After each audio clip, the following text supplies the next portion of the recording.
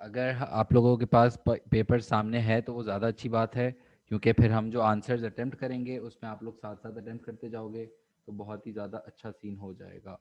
ठीक है, so try to have this in your physical form. ठीक है, और पेपर टू है, पेपर टू हमारा कितनी देर का होता है? 1 घंटा और 30 मिनट का। टोटल हमारे पास ये कितने मार्क्स का होगा? 80 मार्क्स का, जिसमें आपको एक केस स्टडी दी हुई होगी और एक केस के ऊपर 4 सवाल होंगे। तो I am just going to start to read the case.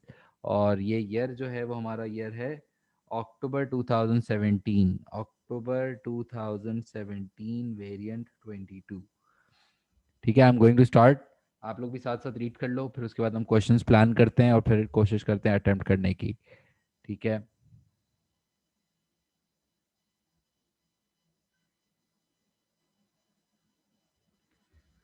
GS is a partnership.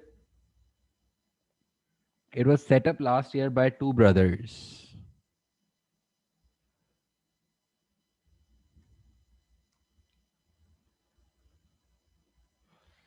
The business grows plants and trees on the land owned by the brothers in the new city. ठीक है, new city में हम लोग plants वगैरह grow करते हैं, plants and trees. ठीक है, the brothers each invested $5,000 of their own money to buy this land.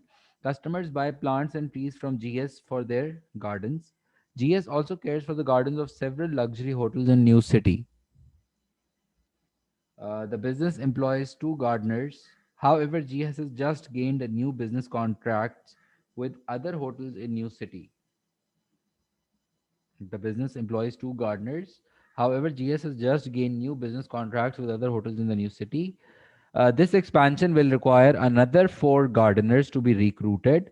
The brothers must ensure that the gardeners maintain the good reputation of GS or the business will lose customers. The behavior of the gardeners is as important as their quality of work. ठीक है, हम लोग gardening services provide करते हैं, plants and trees अपनी ज़मीन पे grow करते हैं। गार्डनिंग सर्विसेज हम लोग बिजनेसेस को भी ऑफर करते हैं। और new gardening equipment is required to ensure that employees can be efficient such as when cutting grass और plants. This new equipment will cost $10,000. GS has a high level of inventory. The brothers want to buy more land to expand the business. They are considering the following three sites. उसके बाद हमारे पास तीन possible locations हैं और नई ज़मीन खरीदने का सोच रहे हैं। तीन पॉसिबल लोकेशंस हैं इनके पास। चेक करते हैं कि कौन सी लोकेशंस हैं।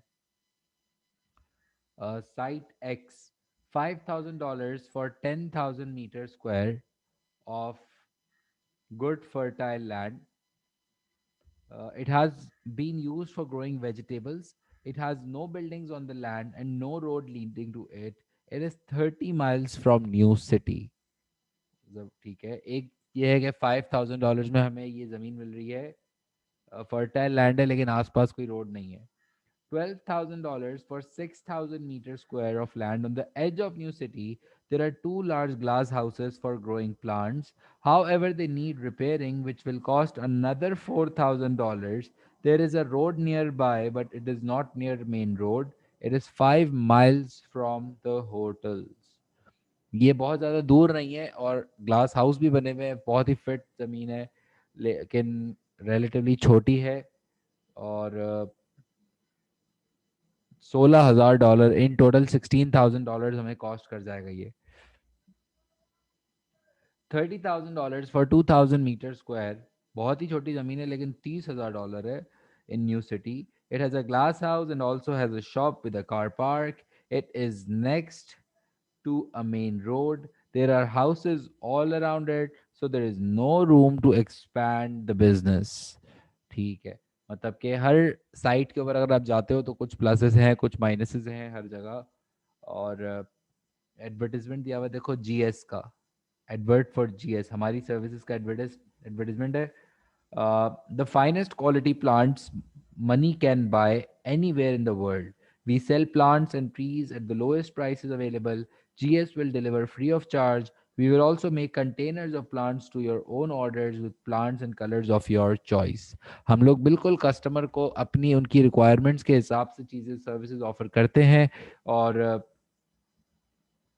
अच्छी बात यह है कि काफ़ी ज़्यादा गार्डनिंग की सर्विसेज हम लोग ऑफ़र कर रहे हैं, प्राइसेस कम चार्ज कर रहे हैं, फ्री डिलीवरी ऑफ़र कर रहे हैं।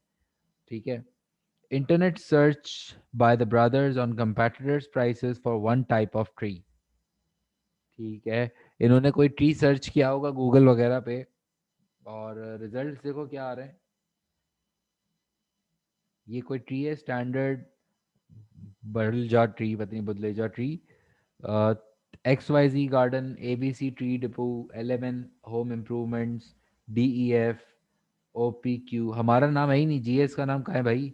और सारे स्पॉन्सर्ड एड्स हैं, यानी कि काफ़ी 32.99, 33.99, 31.99, 44.99, 19.995, यानी कि अ, एक ही वैरायटी ऑफ ट्री में।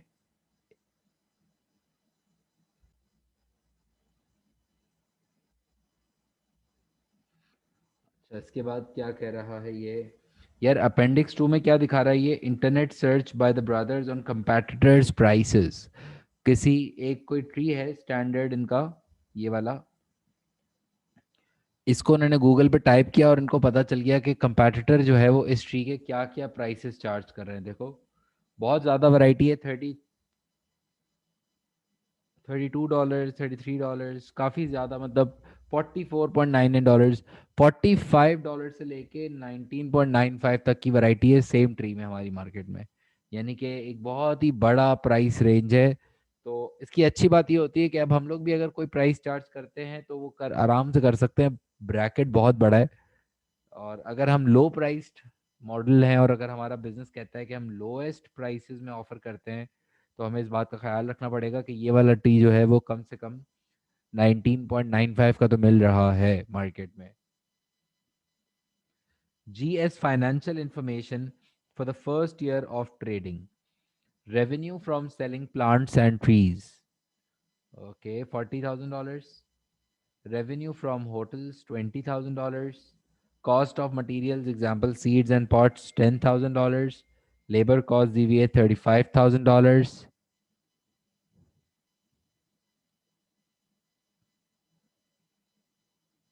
And transport cost है जो $8,000, और अदर एक्सपेंसेस दिए हुए हैं 12,000 $2,000। ठीक है। प्रॉफिट निकाल सकते हैं हम इसका, प्रॉफिट आ जाएगा ना।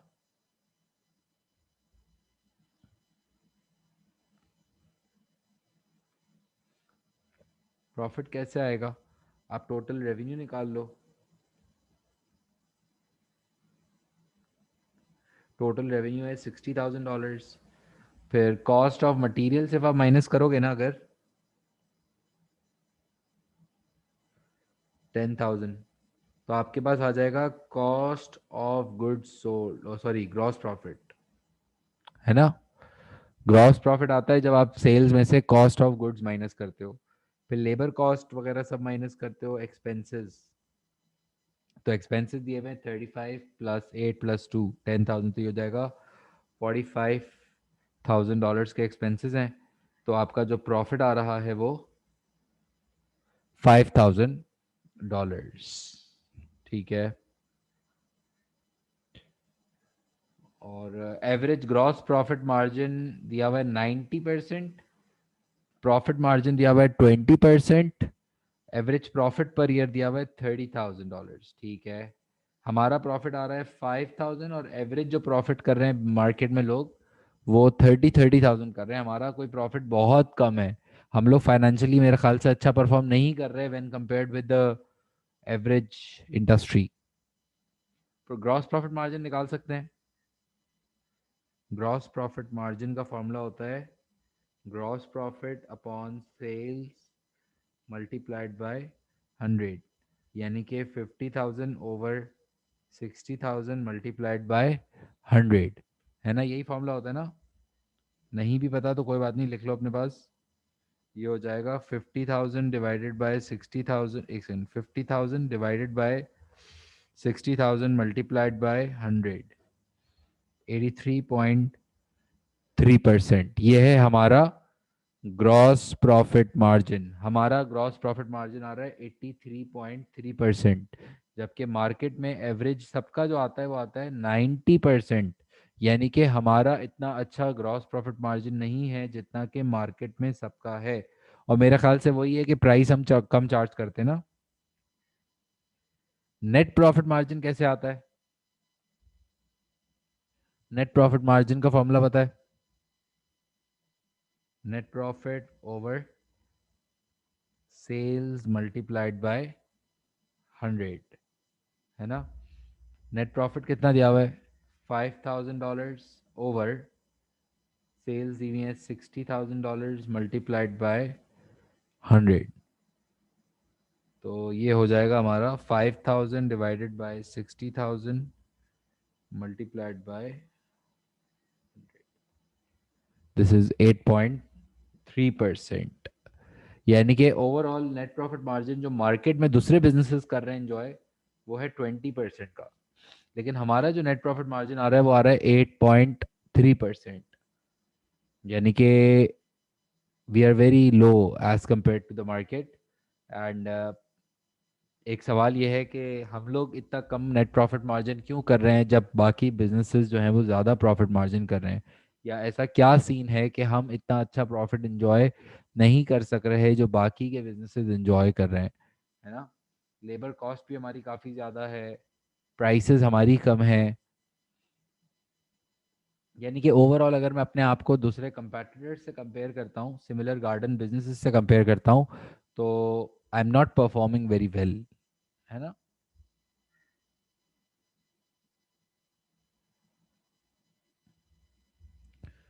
समझ आ रहा है?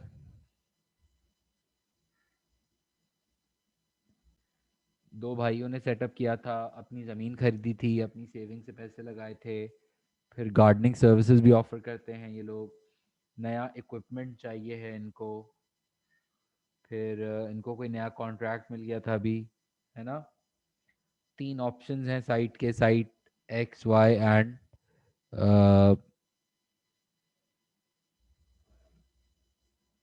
साइट जी भी है प्लीज़, ठीक है। फिर एडवर्टाइजमेंट दिया हुआ है हमारा, इंटरनेट सर्चेस दिए हुए हैं, और फिर फाइनेंशियल डेटा दिया हुआ है ना। Can we go through the requirements?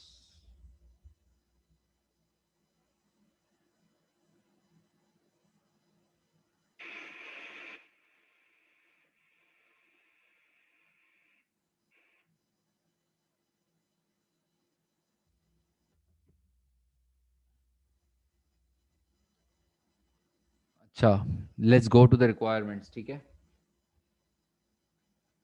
Identify and explain one advantage and one disadvantage of GS being a partnership. Partnership होने का कोई एडवांटेज एक डिसएडवांटेज बताना है। तो कोई फायदा होता है पार्टनरशिप होने का? एडवांटेजेस बता दो भाई, पॉसिबल एडवांटेजेस। मोर कैपिटल,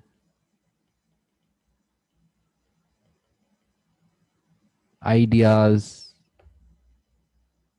है ना। लॉस शेयर हो जाता है, but problem is disadvantages, chances of conflicts, disagreements, profit share हो जाता है।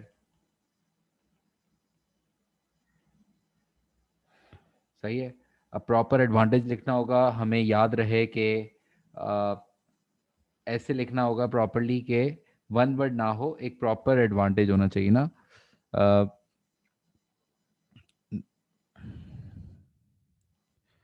Being a partner, there will be larger access, there will be a larger access to the sources of finance. There will be a larger access to the sources of finance, ठीक है। और अब मुझे explain करना है, और explain करने का तरीका ये है कि मुझे पहले ये बताना पड़ेगा कि फाइनेंस कहाँ से आएगा भाई, फाइनेंस क्यों आएगा ज़्यादा, क्योंकि जब दो बंद इन्वेस्ट करोगे, this is mainly because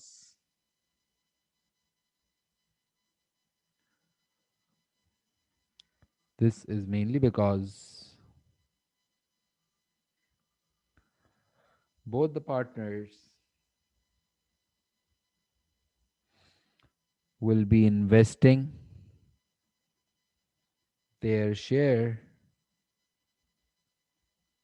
in the business.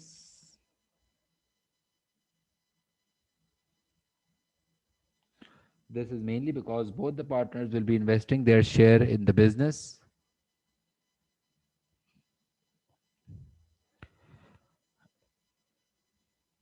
and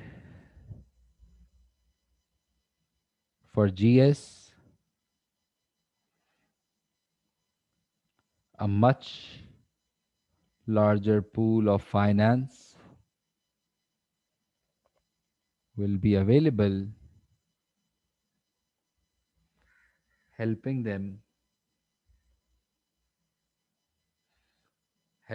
यार एटलीस्ट देखो 8 मार्क्स में एटलीस्ट 2 दफा एप्लीकेशन करना होता है, एटलीस्ट 2 दफा। 2 दफा तो मुझे एप्लीकेशन करना ही करना है। और मुझे आप लोग बताओ कि यार ये फायदा क्यों है? अगर पैसे आ जाएंगे तो फायदा क्यों होगा?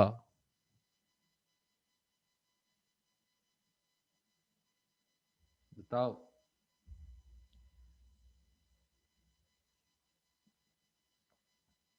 याद रखने वाली बात यह है कि मुझे किसी ना किसी तरह इस केस से वापस लिंक करना है और मुझे बताना है कि देखो ये जो एक्सपेंशन कर रहे हैं या ये लोग जो नई साइट्स पे जा रहे हैं, लैंड खरीदना है इनको, और प्लस इनको कोई इक्विपमेंट खरीदना था 10,000 का, तो उन सब के लिए जो पैसे हैं वो आसानी से अवेलेबल हो जाएंगे, है ना? बेसिक बात नहीं कर देना कि बस पैसे आ जाएंगे और बिजनेस बहुत अच्छा स्ट्रॉन्ग। मुझे केस से लिंक बैक करना ज़रूरी है। ठीक है, this is mainly because both the partners will be investing their share in the business, and for GS, a much larger pool of finance will be available, helping them to buy the land for expansion that they are planning and to purchase the equipment of $10,000 that they need, of $10,000 that they need।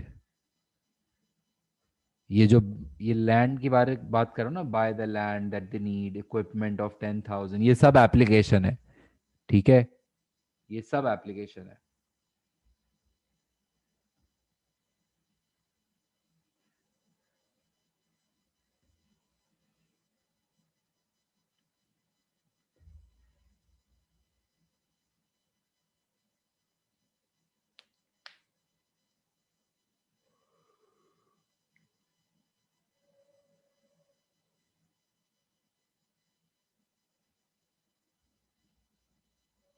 The disadvantage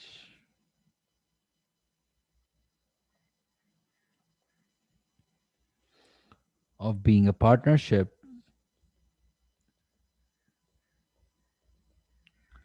is the unlimited liability. The disadvantage of being a partnership is the unlimited liability. Unlimited liability पता है?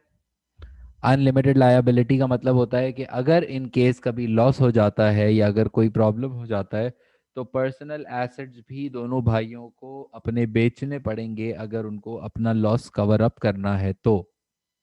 यही होता है ना? This means that the liability of the two brothers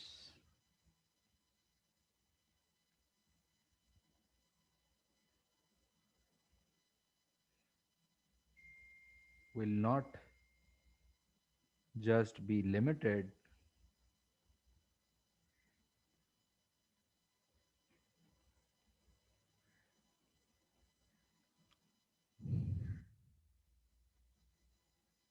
yes, we can write, we can do that, Josefa.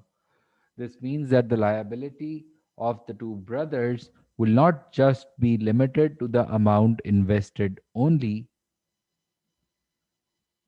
and in case of a loss, such as if this gardening business faces a loss, personal assets may have to be sold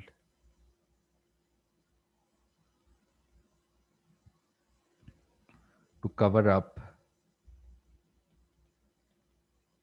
for that loss. This means that the liability of the two brothers will not just be limited to the amount invested only, and in case of a loss, such as if this gardening business faces a loss, personal assets may have to be sold to cover up for that loss.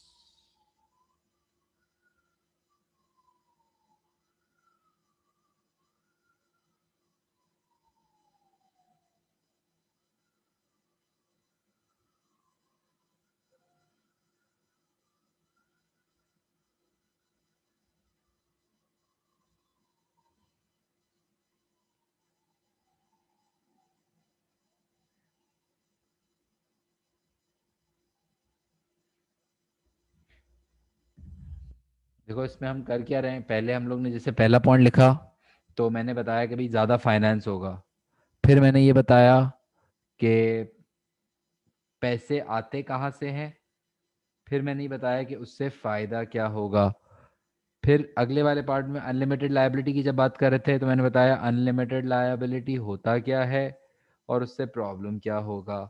और ये जो two brothers लिख रहा हूँ ना, application देखो, two brothers is application, और gardening business is application, ये सब एप्लीकेशन है।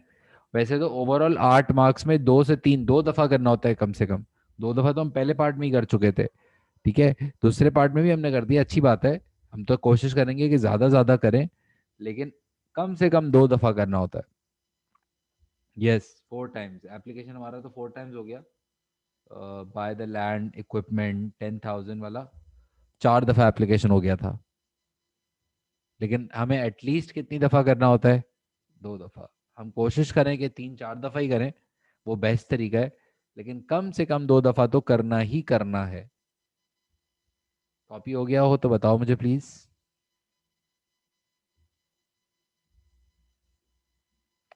नहीं, एक दफ़ा आपने वो एप्लीकेशन कर ली है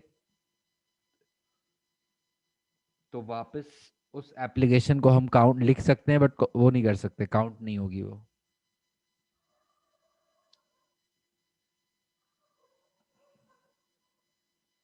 next part, next part, consider the advantages and disadvantages of the following three sources of finance for the new equipment. Recommend the best source for GS to choose. Justify your answer. अच्छा, 3 sources of finance है equipment खरीदने के लिए। Bank loan ले सकते हैं, कर्जा, lease करवा सकते हैं, लीज का मतलब होता है किस्तों पे खरीदना, इंस्टॉलमेंट्स पे खरीदना, और तीसरा ऑप्शन है क्या, रिटेन्ड प्रॉफिट्स। ठीक है, फिर हमें क्या देना है, रिकमेंडेशन। रिकमेंडेशन में क्या करेंगे, हम कोई एक सजेस्ट करेंगे, हम बताएंगे कि यार इनको बैंक लोन लेना चाहिए, लीज पे जाना चाहिए, या इनको रिटेन्ड प्रॉफिट्स पे जाना चाहिए। ठीक है, तो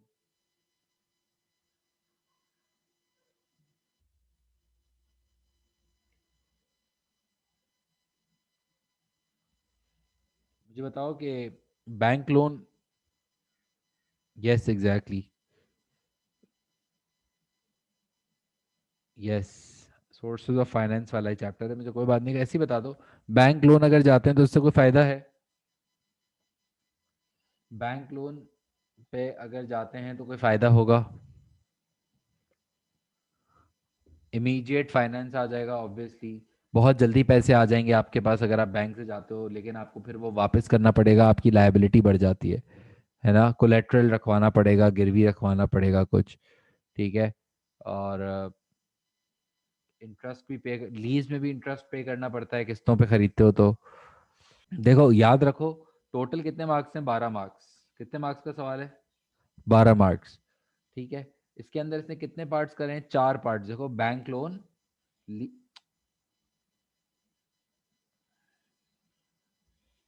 लीज, रिटेन प्रॉफिट्स, रिकमेंडेशन, है ना?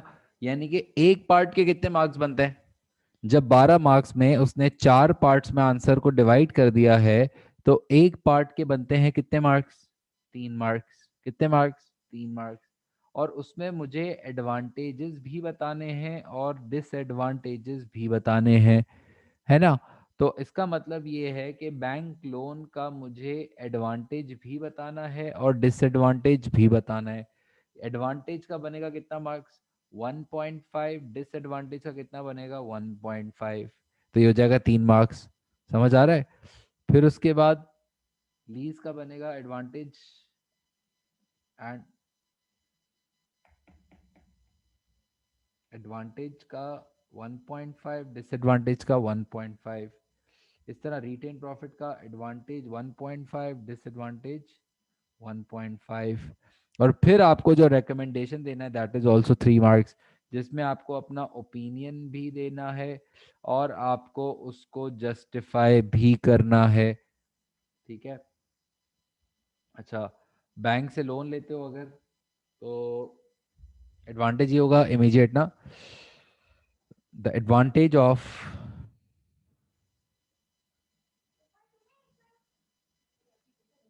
The advantage of obtaining a bank loan is that the finance may be immediately available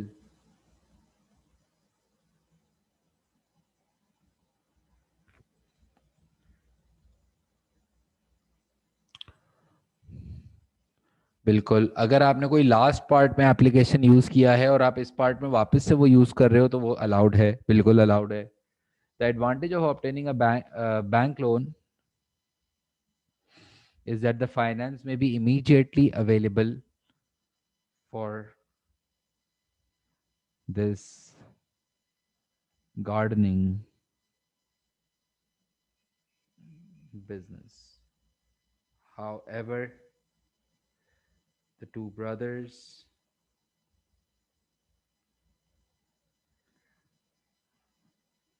will have to ensure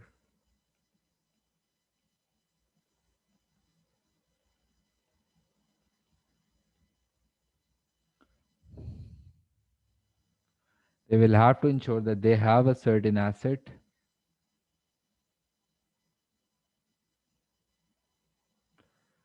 they have a certain asset to be kept as a collateral, to be kept as a collateral to provide security for the loan, to provide security for the loan. देखो, मैं advantage भी लिख रहा हूँ और फिर disadvantage भी लिख रहा हूँ clearly. The advantage of obtaining a bank loan is that the finance में B immediately available for this gardening business. However, the two brothers will have to ensure that they have a certain asset to be kept as a collateral to provide security for the loan. collateral का मतलब होता है कि अगर in case आपने loan वापस नहीं किया तो ये वो एसेट है जो बैंक बेच के अपना पैसा रिकवर करता है। सही है? सही, गुड। अच्छा, लीजिंग का फायदा। लीजिंग का फायदा ये होता है कि यार अगर आप किस्तों पे एसेट खरीदते हो ना, जैसे अगर मुझे कोई गाड़ी खरीदनी है और मैं चाहता हूँ कि मैं पैसे सारे ना दूं, तो मैं क्या कर सकता हूँ? मैं इंस्टॉलमेंट्स पे खरीद सकता हूँ, किस्तों पे खरीद सकता हूँ। और किस्तों पे खरीदने का तरीका ये होता है कि मैंने थोड़ी सी पेमेंट करी, डाउन पेमेंट, और एक एसेट लेके आ गया और फिर आहिस्ते आहिस्ते आहिस्ते आहिस्ते करके पैसे देता रहूँ। हाँ, वो पैसे जो मैंने अब उस पर नहीं लगाए वो मेरे अपने मकसद के लिए बच जाएंगे, वो मैं कहीं और इन्वेस्ट कर सकता हूँ, मैं अपने बिजनेस को फाइनेंशियली स्ट्रांग रख सकता हूँ। लेकिन मसला ये होगा कि अगर मैंने किस्तों पे एसेट लिया है, लीज एसेट लिया है, तो उस पर मुझे इंटरेस्ट पे करना पड़ेगा। नॉर्मल अगर 20 लाख रुपए की गाड़ी, तो वो शायद मुझे 24-25 लाख रुपए की पड़ जाएगी। महंगा पड़ता है एसेट उसमें आपको। लेकिन फ़ायदा ये होता है कि आपको बहुत ज़्यादा पैसे अरेंज नहीं करना पड़ता। If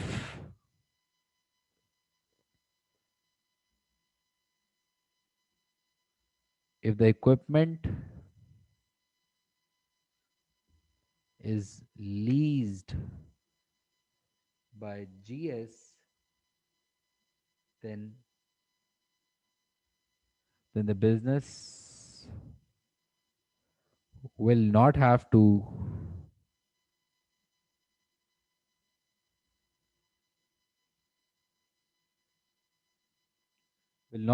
arrange $10,000 at once. Application देख रहे हो किस तरह से कर रहा हूँ. Will not have to arrange $10,000 at once, and it can be paid gradually over a period of time. Over a period of time. However, the disadvantage. However, interest will have to be paid. However, interest will have to be paid on the leased asset, and it will be more expensive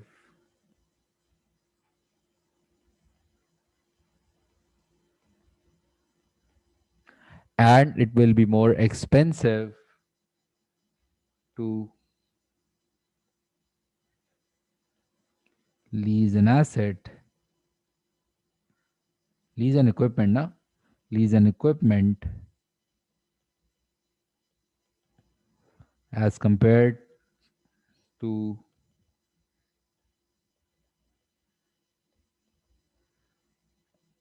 as compared to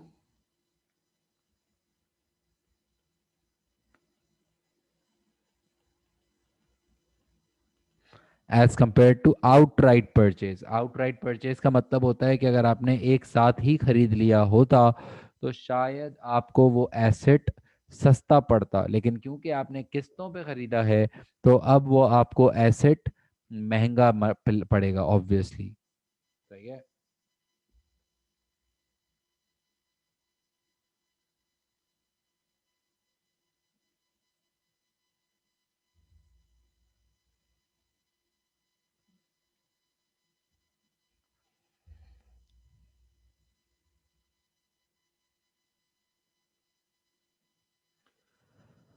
अच्छा, next source of finance is retained profits. Retained profits होते हैं basically left over profits. Left over profits का मतलब होता है कि वो पैसे जो आपने इतने टाइम से कमाए होंगे वो आप अब इस्तेमाल कर सकते हैं.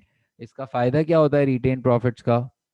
रिटेन प्रॉफिट्स का फ़ायदा ये होगा कि हमें ये पैसे कभी किसी को वापस नहीं करने. ये आपके अपने पैसे हैं और आप अपने ही कमाए हुए पैसे को इस्तेमाल अगर कर रहे हो तो कोई लायबिलिटी का इंक्रीज नहीं होगा. लेकिन मसला ये है कि अगर आप रिटेन्ड प्रॉफिट्स आज इस्तेमाल कर लेते हो या सारे प्रॉफिट्स को आज यूज़ कर लेते हो तो कल का क्या होगा? कल अगर कोई प्रॉब्लम आ जाता है या अगर कोई अनफोर्सीन इवेंट हो जाता है, then it might become really difficult to manage that problem अगर आपके पास अपना पैसा बचा हुआ ना हो. रिटेन्ड प्रॉफिट्स का मतलब होता है वो प्रॉफिट जो अगर आप लेट से पिछले 10 सालों से काम कर रहे हो तो 10 सालों में जो आपने प्रॉफिट बचाया होगा, सेविंग की होगी, उस बचे हुए प्रॉफिट को कहते हैं रिटेन्ड प्रॉफिट्स. बेस यस, बिल्कुल बिल्कुल अपना पैसा बचा हुआ है तो ये आप इन्वेस्टमेंट के लिए इस्तेमाल कर सकते हैं ना. क्यों नहीं कर सकते? समझ आया?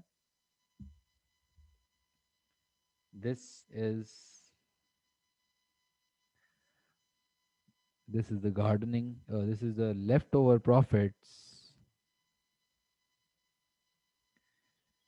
that the two that GS would have saved over the period of time, and this will never have to be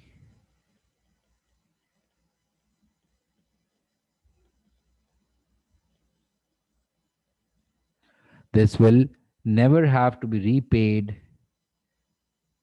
to anyone if this is used for equipment. यानी कि अगर ये आपने अपने इक्विपमेंट के लिए इस्तेमाल किया तो आपको कभी किसी को वापस नहीं करना होगा. However, if all the retained earnings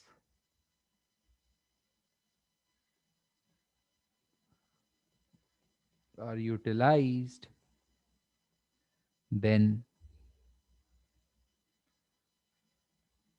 in case of any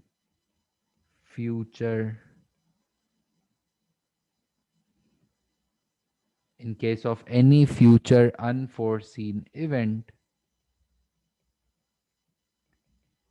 this profit may not be available.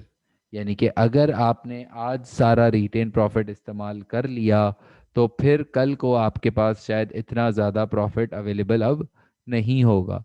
और ये प्रॉब्लम इसलिए हो सकता है कि अचानक से अगर कोई बहुत प्रॉब्लम आ जाता है, जैसे अभी कोविड वगैरह आ गया था, तो बहुत सारे बिजनेसेस के रिटेन प्रॉफिट्स ने उनको बचा लिया क्योंकि उनके पास बैकअप प्रॉफिट था, तो वो सरवाइव कर गए. क्योंकि कुछ भी ऊपर नीचे होता है, कुछ भी ऐसी बुराई आती है, तो आपको फिर अपना बैकअप प्रॉफिट चाहिए होता है जिससे आप बच सको. समझ आया? लिख रहे किस तरह से हैं, देख रहे हैं आप लोग? मतलब इट साउंड्स वेरी इजी, जब मैं डिक्टेट कर रहा होता हूँ तो बहुत इजी इजी लग रहा होता है, आई एम श्योर. लेकिन जब आपके ऊपर बात आएगी तो एक अलग ही कहानी है. पेपर 2 तो बहुत टफ होता है, आई एम श्योर. लेकिन इसका सिर्फ एक तरीका है कि अब आप लोग सिर्फ लिखते रहें, पास पेपर्स लिखते रहें. मैं आपको होमवर्क भी दूंगा अभी ऑब्वियसली, लेकिन लिखते रहो. और अब मुझे क्या देना है? रिकमेंडेशन. क्या करना है मुझे? रिकमेंडेशन. अच्छा देखो, अब मुझे लिखना है रिकमेंडेशन. आपके हिसाब से सबसे बेस्ट सोर्स ऑफ फाइनेंस, सबसे बेस्ट सोर्स ऑफ फाइनेंस कौन सा है और क्यों? बैंक लोन पे जाना चाहिए, लीजिंग पे जाना चाहिए, रिटेन प्रॉफिट्स पे जाना चाहिए, और क्यों?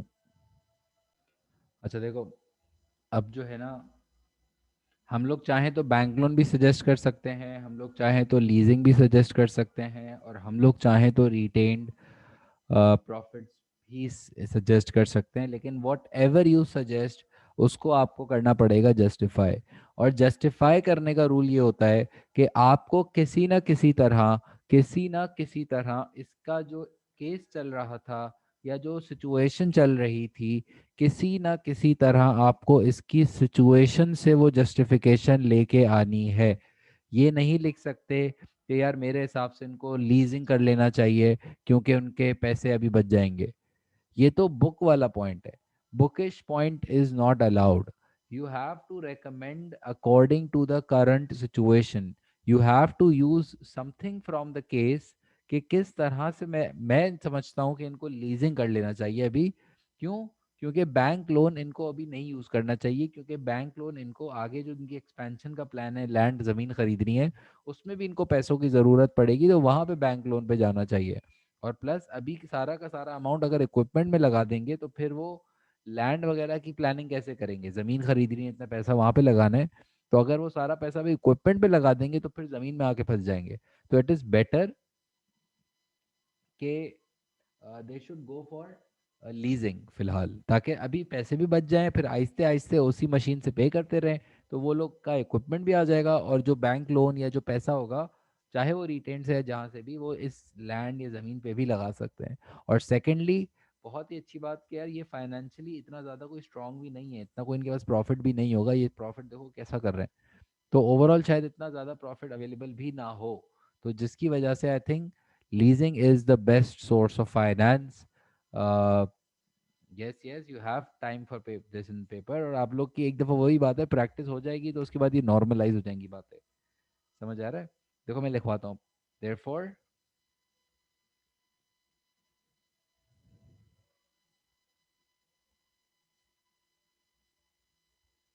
therefore it can be recommended that GS should use leasing for the purchase of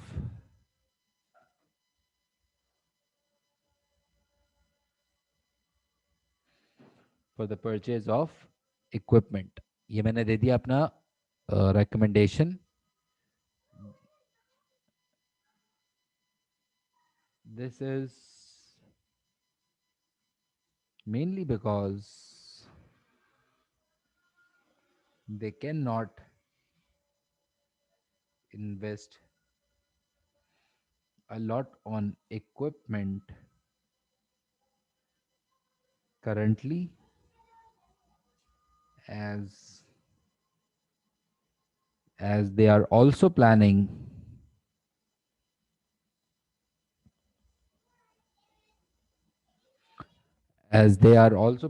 to buy land. They should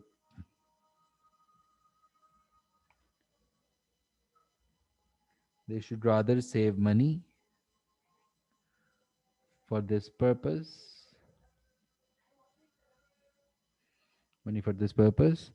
and can also plan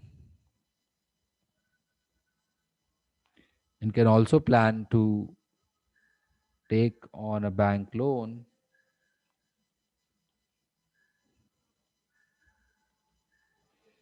and can also plan on to take a bank loan for the purpose of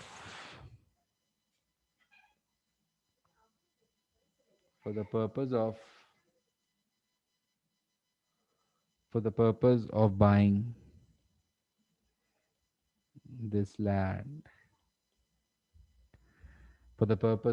this land, यानी कि जो ज़मीन खरीदने के लिए भी जो पैसे चाहिए वो प्रॉब्ली फिर बैंक लोन से यूज़ कर सकते हैं, और फिलहाल जो है वो इक्विपमेंट में पैसे बचा सकते हैं थ्रू लीजिंग. ये भी लिख सकता था कि रिटेन प्रॉफिट जितना इनके पास होगा नहीं ऑलरेडी, क्योंकि इनके पास वैसे ही प्रॉफिट जो है वो कम है. तरीका समझ आ रहा है? यानी कि याद रखे कि जब भी मैं कभी रिकमेंडेशन लिख रहा हूँगा तो रिकमेंडेशन आप सिचुएशन से लिंक करेंगे. और मतलब सोचना तो पड़ता है जाहिर है, लेकिन इतना भी मत सोचने बैठ जाना कि पता चला सिर्फ रिकमेंडेशन एक लिख के है बाकी सारे सवाल छोड़ दिए. तो ऐसा नहीं करना. Try to just keep it neutral, try to just keep it simple. खुद ब खुद फ्लो में आने दो, खुद ब खुद सेट हो जाएगा. ठीक है. रिकमेंडेशन का बस रूल ये होता है कि आपको कहीं ना कहीं किसी ना किसी तरह सिचुएशन से लिंक बैक करना पड़ता है.